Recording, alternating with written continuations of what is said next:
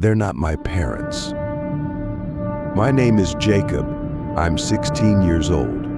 Recently, my life has changed drastically, and I have no idea what's causing these events, but what is happening is sheer madness.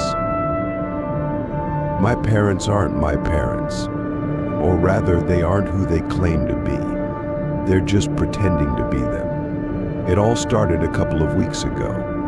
One weekend, my real parents went to our cabin by the lake. I didn't want to go with them because my friend Liam and I had planned to hang out together. The weekend was supposed to be great, but Liam got sick with food poisoning or something like that. Plus, it was raining. I spent the whole time at home in front of the TV. When my parents returned, I was even a bit happy. That evening, I noticed the first oddity. We were having dinner in the living room. They were silent. Mom usually chats nonstop, but tonight she was quiet. Dad asked me a couple of questions, stupid and irrelevant ones, something about my weight and how often I take baths. I chuckled and looked at Mom.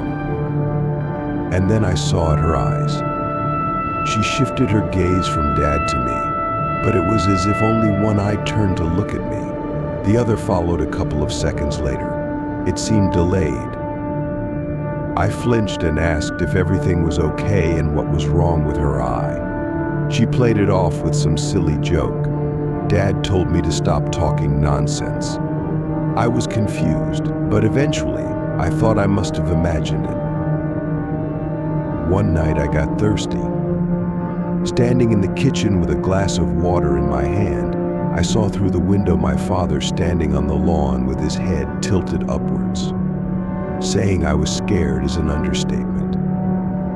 I wanted to go out and see what was wrong with him, but from the corridor, my mother's voice called, "Jacob, why are you up?" I turned around. Mom was standing in the corridor. Her silhouette in the dark looked quite eerie. I told her that Dad was doing something strange, standing outside. When I turned back, there was no one on the lawn. "Dear, you must have been dreaming. There's no one out there," I started to argue, but I had no proof. I quickly rushed into my parents' bedroom, with Mom following me. Dad was lying in bed, snoring loudly. I didn't understand anything. It was surreal. Confused, I went back to my room and lay in bed, sleepless, until morning. Every day, my parents' behavior got stranger. Photos of our family with some 5-year-old girls started appearing around the house. When I asked, "Who is this?" my father awkwardly looked away and said it was my sister. I was shocked. I never had a sister. They avoided my questions about her, but didn't remove the photos. One morning, I was getting ready for school. Mom called me for breakfast. I went down to the kitchen and saw bird heads in the bowl. Bird freaking heads. I stepped back and screamed. Mom's face began to slide off. Literally slide off. She grabbed it with her hands and tried to put it back in place. I howled like a wounded animal and ran out of the house. I skipped school that day. I called Liam and said we needed to talk. I waited for Liam in the park near the school. He came after classes. I burst into tears as soon as I saw Liam. He silently hugged me. "Thank you, friend." He seemed to understand everything without words. After calming down, I told him what was happening. Liam listened silently, just as I expected, then said it was all nonsense and that I needed to rest and get some sleep. I got a bit angry at him and intentionally agreed just to change the subject. We parted ways near his house. I watched my house from across the street for about an hour. Not noticing anything strange, I decided to go back home. My parents greeted me anxiously. It all looked very staged. They tried to act normal, but I felt it was just to throw me off. I made myself a sandwich and went to my room. The sleepless night was taking its toll. As soon as I lay down on the bed, I fell asleep immediately. I slept through until morning. In the morning, I felt better. Rest had done its job. I showered, changed, and quickly left the house. Mom yelled something after me, but I didn't stop. I was very afraid that the weirdness would repeat. I decided to give myself some time. Maybe it really was all in my head. The day at school went well. Distracted from the scary thoughts, I even tried to make cautious plans. We agreed with Liam to play video games at his place over the weekend. Liam didn't remind me of my tears and my moments of weakness, but it would have been better if he had believed me. At night, I woke up to strange noises. Opening my eyes, I couldn't immediately understand what woke me, but the anxiety was already gnawing at my chest. I lay in the dark, trying to listen to the ringing silence. Suddenly, there was a scraping sound. It was clearly coming from the door. I turned my head as quietly as possible. The scraping repeated. My body was covered in goosebumps. The door handle was turning. My body froze with fear. It seemed like my heart was about to jump out of my chest. The lock made a dull click, and the door began to slowly open. I closed my eyes, almost closed. I pretended to be asleep, but I saw everything. Two figures stood in the doorway, those who were pretending to be my parents. Mom bent down and got on all fours. Her body seemed to break, joints and arms twisted. Crouched, she crawled toward my bed. Dad stood still behind her. From fear, I closed my eyes.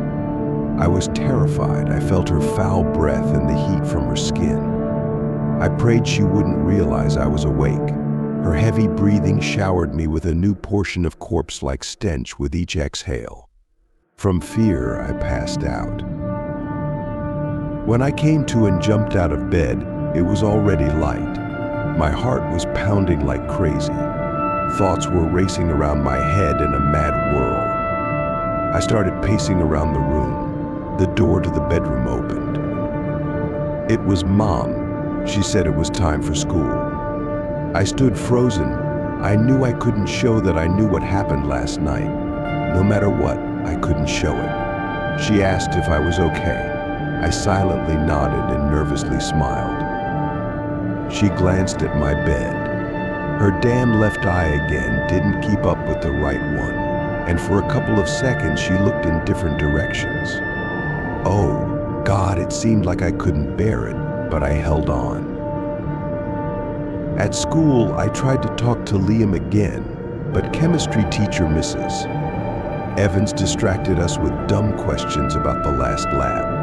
After talking to Mrs. Evans, Liam quickly left. I started feeling like he was avoiding me. I really didn't want to go home, but I had nowhere else to go.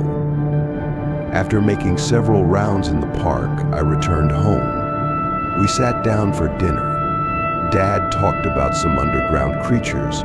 I dumbly nodded and pretended to understand the nonsense he was spewing. Mom asked if I wanted stewed crows for dinner tomorrow. I said I didn't care. After dinner, they suggested watching a movie about mice mating together, but I declined and went to my room. I lay face down on the bed and cried. I understood that this couldn't go on any longer. I needed to tell someone. I was lying awake again. The clock showed 2 a.m. when the floor in the corridor creaked again. The tap in the bathroom turned on. Someone clearly decided to take a bath in the middle of the night. Through the sound of running water, I heard muffled noises and grunting. I got out of bed and silently, touching the cold floor with my bare feet, sneaked into the corridor. The bathroom door was ajar. A thin strip of light fell on the corridor wall. What I saw threw me into real horror. My father, or rather what was pretending to be him, stood at the sink. His face was reflected in the mirror, but he had no face, none at all. Just smooth bare skin, no eyes, no mouth, no nose. In his hands, he held something like a leather mask with my father's face on it. I screamed. The creature turned its head, and through the mirror, I saw it looking at me. The damn faceless head stared right at me. It couldn't see, but I knew it saw me. I screamed. It turned towards me and reached out its hand. I slammed the door shut and trapped its arm. I rushed to my room, locked the door, and started piling things and furniture against it. It seemed like my head would explode from fear and tension.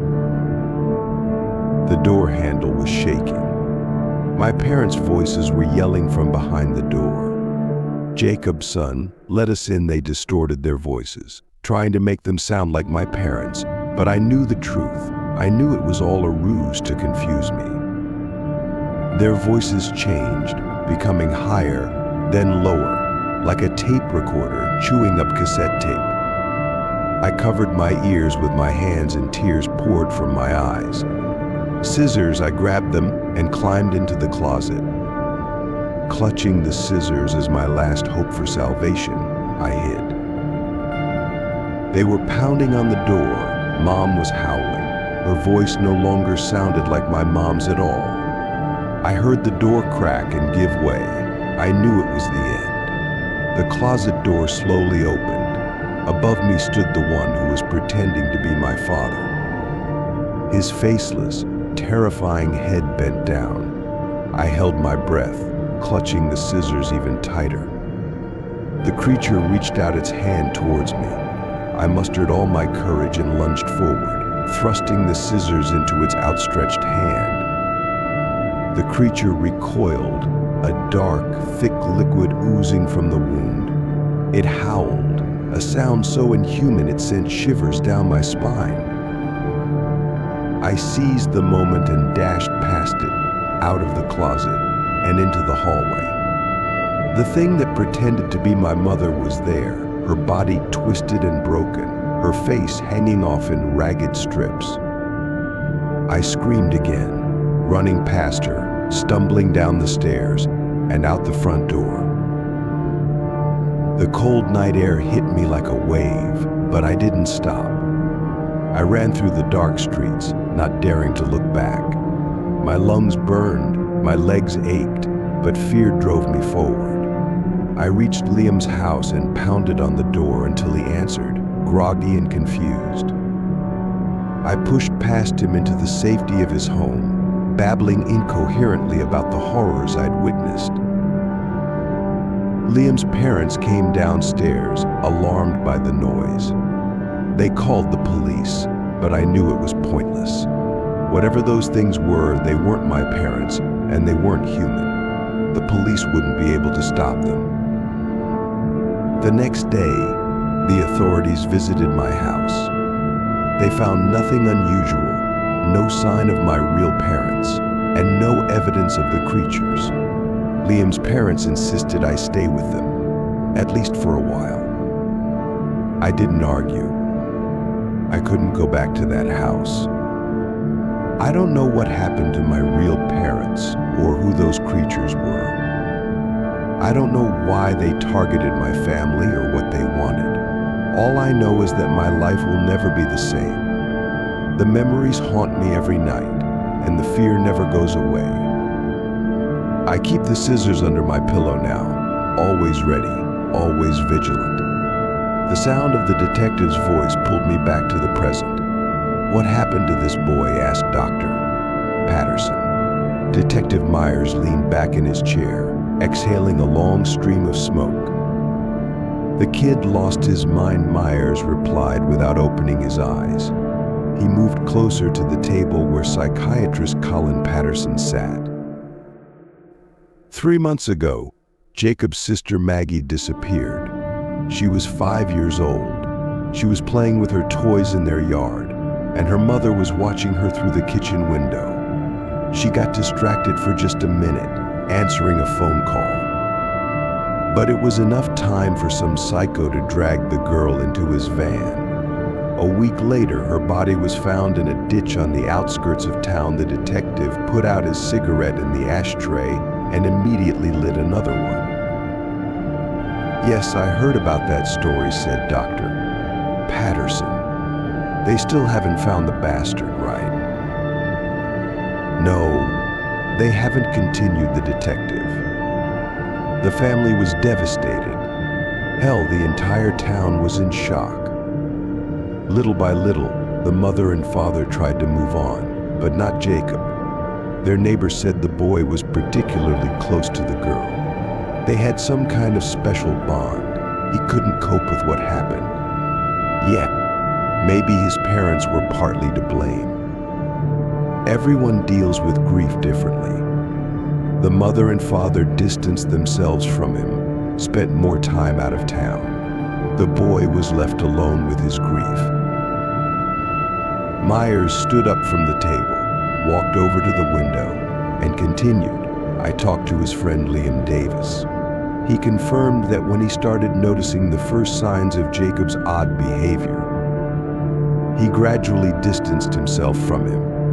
Jacob convinced himself that he never had a sister, but he didn't stop there. He was convinced that his parents had been replaced by creatures that mimicked them when they realized their son needed help. It was too late. He stabbed his father in the eye with a pair of scissors during one of his episodes. The father survived, lost his eye, but survived. Jacob himself called the police and led them to the room. He isn't aggressive. He's completely normal about everything except his parents. I think he blames them for what happened." The detective turned and looked at the doctor. "Colin, help this boy." Jacob sat in the corner of the cold cell. For the first time in a long while, he felt calm. A memory surfaced, a scene from a movie. A family of 4 was vacationing in their lakeside cabin. A brother and his sister were happily fishing on the pier. The little girl caught her first tiny fish. Oh, how beautifully and joyfully she laughed. The girl's name was Maggie, it seemed.